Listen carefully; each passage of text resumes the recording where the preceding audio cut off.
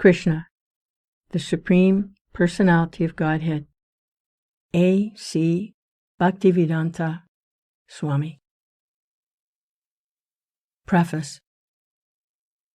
Nirvritarsher upagiyamanad, bhavo sadat trotamano viramad, ka uttama sloka gunanuvadat, puman virajeta vina ashugnat.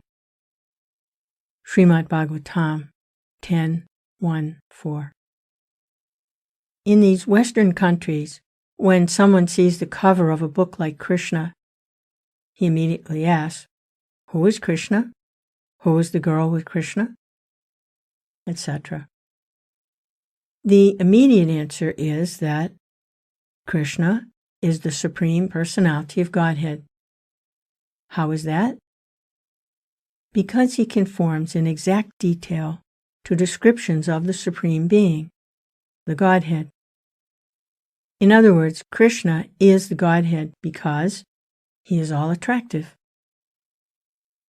Outside the principle of all attraction, there is no meaning to the word Godhead. How is it that one can be all attractive? First of all, if one is very wealthy, if he has great riches, he becomes attractive to the people in general. Similarly, if someone is very powerful, he also becomes attractive. And if someone is very famous, he also becomes attractive.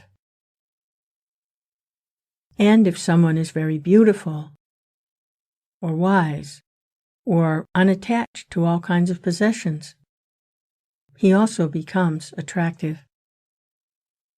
So, from practical experience, we can observe that one is attractive due to 1.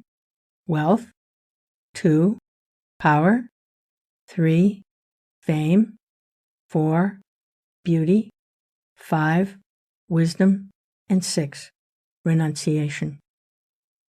One who is in possession of all 6 of these opulences at the same time, who possesses them to an unlimited degree, is understood to be the Supreme Personality of Godhead. These opulences of the Godhead are delineated by Parasara Muni, a great Vedic authority. We have seen many rich persons, many powerful persons, many famous persons, many beautiful persons, many learned and scholarly persons, and persons in the renounced order of life unattached to material possessions.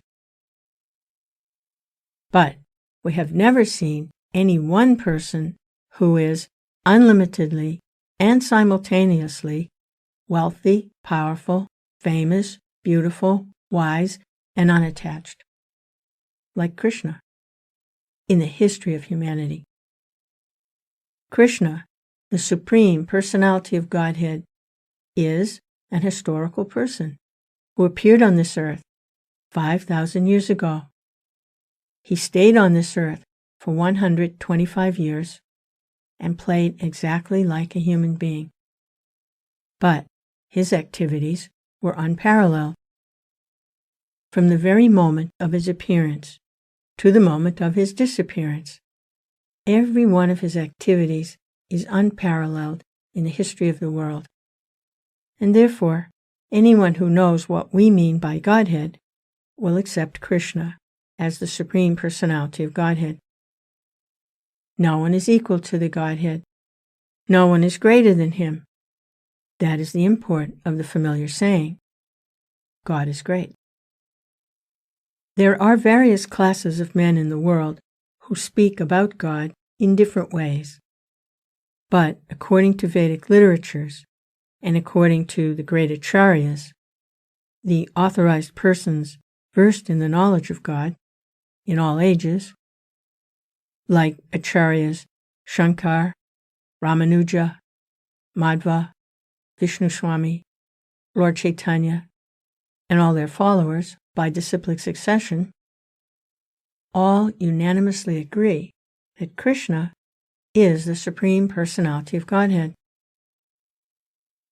As far as we, the the followers of Vedic civilization are concerned, we accept the Vedic history of the whole universe, which consists of different planetary systems called Svargalokas, or the higher planetary system, Marchalokas, or the intermediary planetary system, and Patalalokas, or the lower planetary system. The modern historians of this earth cannot supply historical evidences of events that occurred before 5,000 years ago. And the anthropologists say that 40,000 years ago, Homo sapiens had not appeared on this planet because evolution had not reached that point. But the Vedic histories, the Puranas, and the Mahabharata relate human histories which extend millions and billions of years into the past. For example, from these literatures, we are given the histories of Krishna's appearances and disappearances millions and billions of years ago. In the 4th chapter of the Bhagavad Gita, Krishna tells Arjuna that both he and Arjuna had had many births before, and that he, Krishna, could remember all of them, and that Arjuna could not. This illustrates the difference between the knowledge of Krishna and that of Arjuna. Arjuna might have been a very great warrior, a well-cultured member of the Kuru dynasty, but after all, he was an ordinary human being, whereas Krishna, the Supreme Personality of Godhead, is the possessor of unlimited knowledge. Because he possesses unlimited knowledge, Krishna has a memory that is boundless. Krishna's knowledge is so perfect that he remembers all the incidences of his appearances some millions and billions of years in the past. But Arjuna's memory and knowledge are limited by time and space, for he is an ordinary human being. In the 4th chapter, Krishna states that he can remember instructing the lessons of the Bhagavad Gita some millions of years ago to the sun god Vivishwan. Nowadays, it is the fashion of the atheistic class of men to try to become God by following some mystic process. Generally, the atheists claim to be God by dint of their imagination or their meditational prowess. Krishna is not that kind of God. He does not become God by manufacturing some mystic process of meditation, nor does he become God by undergoing the severe austerities of the mystic yogic exercises. Properly speaking, he never becomes God because he is the Godhead in all circumstances. Within the prison of his maternal uncle Kamsa, where his father and mother were confined, Krishna appeared outside his mother's body as the four-handed Vishnu Narayan. Then he turned himself into a baby and told his father to carry him to the house of Nanda Maharaj and his wife Yasoda. When Krishna was just a small baby, the gigantic demoness Putana attempted to kill him. But when he sucked her breast, he pulled out her life. That is the difference between the real Godhead and a God manufactured in the mystic factory. Krishna had no chance to practice the mystic yoga process, yet he manifested himself as the Supreme Personality of Godhead at every step, from infancy to childhood, from childhood to boyhood, and from boyhood to young manhood. In this book, Krishna, all of his activities as a human being are described. Although Krishna plays like a human being, he always maintains his identity as the Supreme Personality of Godhead. Since Krishna is all-attractive, one should know that all his desires should be focused on Krishna. In the Bhagavad Gita, it is said that the individual person is the proprietor or master of the body, but Krishna, who is the Supersoul present in everyone's heart, is the supreme proprietor and supreme master of each and every individual body. As such, if we concentrate our loving propensities upon Krishna only, then immediately universal love, unity, and tranquility will be automatically realized. When one waters the root of a tree, he automatically waters the branches, twigs, leaves, and flowers. When one supplies food to the stomach through the mouth, he satisfies all the various parts of the body. The art of focusing one's attention on the Supreme and giving one's love to Him is called Krishna consciousness. We have inaugurated the Krishna consciousness movement so that everyone can satisfy his propensity for loving others simply by directing his love towards Krishna. The whole world is very much anxious to satisfy the dormant propensity of love for others. But the inventions of various methods like socialism, communism, altruism, humanitarianism, nationalism, and whatever else may be manufactured for the peace and prosperity of the world, are all useless and frustrating because of our gross ignorance of the art of loving Krishna. Generally, people think that by advancing the cause of moral principles and religious rights, they will be happy.